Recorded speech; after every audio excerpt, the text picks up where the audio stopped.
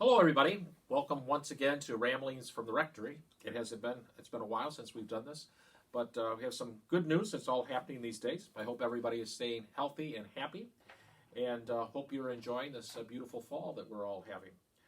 The first thing, obviously, to talk about is our continued celebration of the Eucharist in the gym that we do have every weekend at 4:30, 7:30, 9:30, and 11:30, and then communion on the parking lot at 10:30. People still want to know why this is happening. And I said, well, because we want everybody to, as I have the motto, to come to celebrate the Eucharist healthy and to go home healthy. And we are able to do everything that we're asked to do in the gym. All the chairs are 6 feet from each other, whether we're talking about sideways, frontways, or backways. Everybody stays in their place for even reception of communion, and we come to the individual at their particular place, and we try to do everything as safely as possible, and that's why we continue to do it. We just do not have enough room in church in order to accommodate everybody, and then to have one mass where maybe it was in church and then the other three are not in church causes confusion. So until then, we're going to continue in the gymnasium. We also do have communion on the parking lot at 10:30 in the morning. This is on the back parking lot by the Monsignor Drennan Pavilion. I apologize for the times that sometimes there has not been the best of recording of the Mass, but it is one of those situations where we are not live streaming, nor do we have the internet connection that we need, but we're doing this basically with an iPad. And sometimes it works, sometimes it doesn't, and usually we don't know until someone calls in and lets us know. But hopefully, fairly soon, we'll be able to do that a little bit more professionally, especially as we get the live streaming with the upgrade on the property. Until then, please just bear with us. We're not able to do a lot of the things that we usually do, whether they be educational or social or even liturgical. But one of the things that we're trying to do is to at least have you keep in contact with the parish. And that's why we have begun this new program that you've probably seen in the bulletin and also heard maybe from the parish app called Formed, Formed. It is a program that we have purchased for every parishioner. It's very easy to sign up. In fact, I just did it. Right here on my computer, which just went dead, I think. There it is. There is Formed, if you can see it, which is an amazing, amazing program because it has so many different possibilities to it. It has the possibility of scripture study. It has the possibility of personal growth. It has, during the month of October, different spotlights on the rosary. It has different youth activities. It also has lots of movies for family and for children. Movie night, they have all these different live events, even Holy Hour, kids' videos, music, faith at home, documentaries on different people. Like one of the new ones is John Henry Newman, who was just canonized a saint, part of the Oxford movement. Also current topics, also the history of the saints.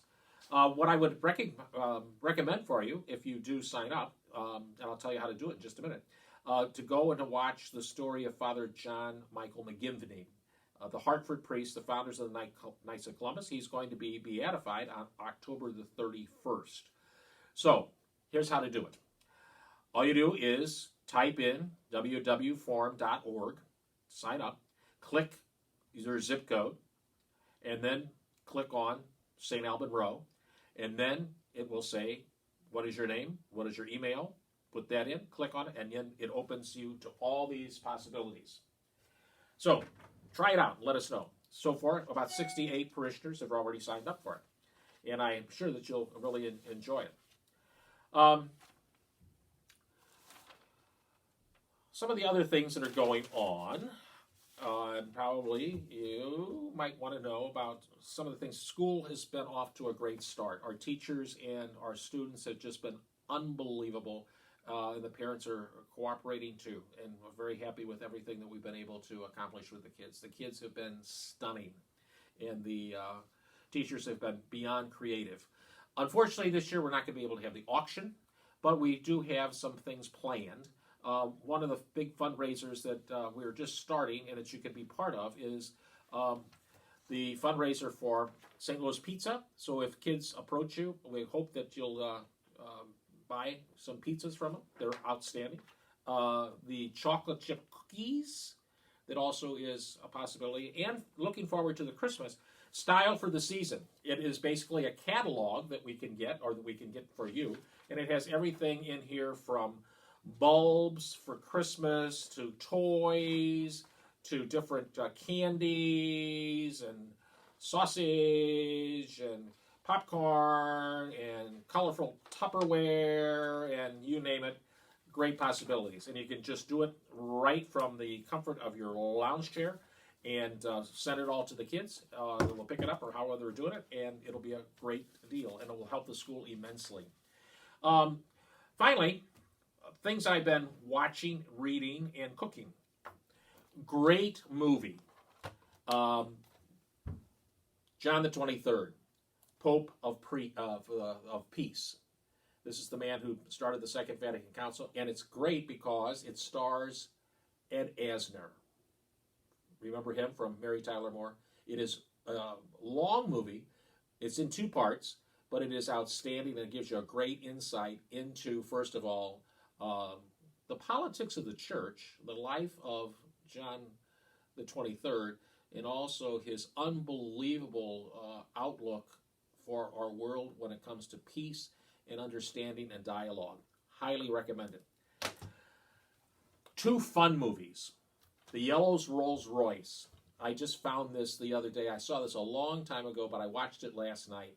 It's got an all-star cast. Ingrid Bergman, Rex Harrison, George C. Scott, Omar Sharif, Shirley MacLaine, and even it's got Norton, no, I can't think of his name, from the Jackie Gleason show. Art Carney.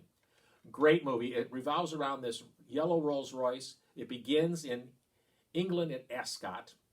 It ends up next in Italy with a Al Capone devotee, and then it ends up in Yugoslavia at the Second World War, and then is brought to the United States on a boat in New York City. Fun movie. Another delightful movie is Tea with Mussolini. I watched this a couple weeks ago. I also gave it to Donna, and she watched it with the family. It also is an all-star cast. It has Cher, and it has Judi Dench. It has Joan Plowright. It has Maggie Smith, Lily Tomlin. Just a great, great movie. And it actually is based upon the autobiography of the book I'm reading right now, Franco Zeffirelli, the man who brought us Romeo and Juliet, the man who brought us Brother, Sun, Sister Moon, the man who brought us also Jesus of Nazareth, also became the great director of the Metropolitan Opera. Fascinating read. I love, of course, biographies or autobiographies. Recommend it. 2 spiritual books. This was given to me by a parishioner, and it's called Make Me an Instrument of Your Peace. It's a great book for our day and age. It takes each one of the invocations of the peace prayer of St. Francis of Assisi and it does a little vignette, an explanation and spiritual nosegay on each one of those elements. Absolutely fascinating and a good spiritual read and very uplifting. Another one that I read a couple of months ago, it's by John Meacham. John Meacham is a great historian. I think he holds the chair of presidential history at Duke or somewhere down in, I can't remember where he is, down in the South. It's called The Hope of Glory, and it's actually his reflections on the last words of Jesus that he gave at the Anglican Cathedral a number of years ago on Good Friday. It's very, very good, and it's very scholarly, and at the same time, it's very spiritual, and I think that you'd enjoy it. He's the Rogers Chair of Presidency at Vanderbilt. He's at Vanderbilt University. Excellent book, and he's an excellent writer. He also has a new book out on the life of John Lewis, the great civil rights leader who just recently died, who had been in the House of Representatives for all those years. Finally, food. My favorite angel hair pasta recipe, and I got this from a good Italian from the parish, Dave Castiglione, and it is very strange yet extremely good. It calls for Parmigiano Reggiano, and then it calls for panko breadcrumbs, which you actually brown, and then you put in a skillet about 6 cloves of garlic that you sliver, some dried red pepper flakes, depending on how you like it, spicy or not, or even leave them out, the zest of and the juice of 2 lemons, and then a pound of angel hair pasta. And you put that all in a skillet under low heat, and then you toss those all things together and then pour it over the pasta. It is outstanding. Simple, but different, but very, very good. Anyway, that's all I have right now, I think. Let me check my notes. Stay healthy, stay happy, and hang in there. Remember, our motto for the year is trust in God and miracles will happen. Peace.